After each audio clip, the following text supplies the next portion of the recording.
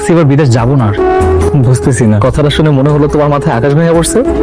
আরে না, আমার কিছুই না। তাছাড়া আমার খুব স্বপ্ন ছিল যে এবার তুমি বিদেশে গেলে আমরা একটা বাড়ি বানাবো, আর ওখান থেকে কিছু টাকা সরিয়ে রেখে তোমাকে একটা ব্যবসা ধরিয়ে দিতাম, যাতে তোমাকে আর বিদেশে না যাওয়া লাগতো, তুমি বাংলাদেশ থেকে যেতে।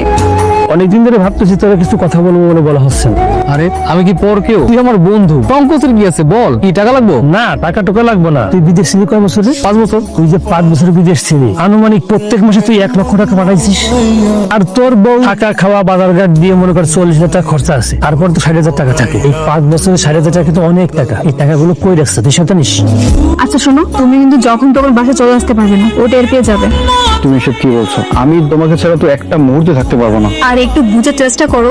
আজকে মানিক গেছে ভিসা অফিসে, আর সবকিছু ঠিকঠাক হয়ে যায় না, অত চলে যাবে, তখন তুমি আর আমি একসাথে থাকতে পারবো। এর জন্যই তো তোমাকে বলেছিলাম যে বিদেশ থেকে ফিরে আসার আগে তুমি তো তালাক দিয়ে দাও, আবার তুমি আর আমি বিয়ে করি, ব্যাস।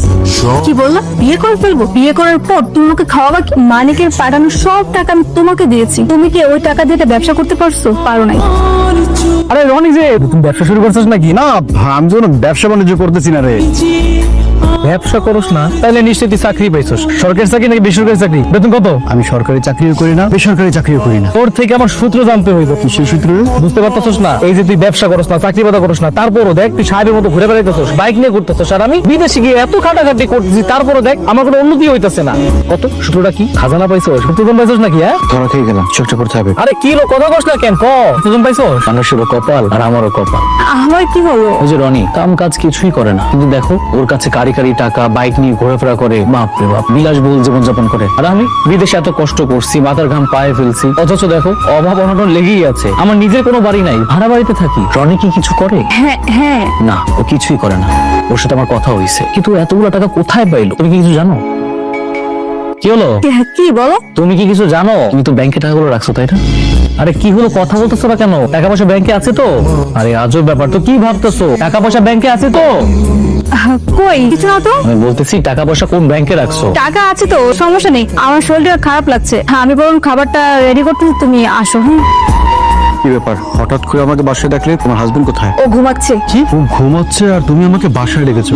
আরে তুমি না বলছিলে আমাকে ও বাসায় থাকা অবস্থায় আমি যেন তোমার বাসার 30 মিনিটে না আসি? তোমাকে কেউ সাজে রেখেছি? তোমাকে আমি চাপে পড়ে রেখেছি। কিসের চাপ? ও আমাকে বলেছে 2-3 দিনের মধ্যে নাকি বাড়িতে জমির দালাল আসবে। তাকে চাপের কি আছে? আরে এটাই তো চাপ। ও আমাকে বলছে ব্যাংক থেকে সব টাকা তুলে ওর হাতে যেন দেই।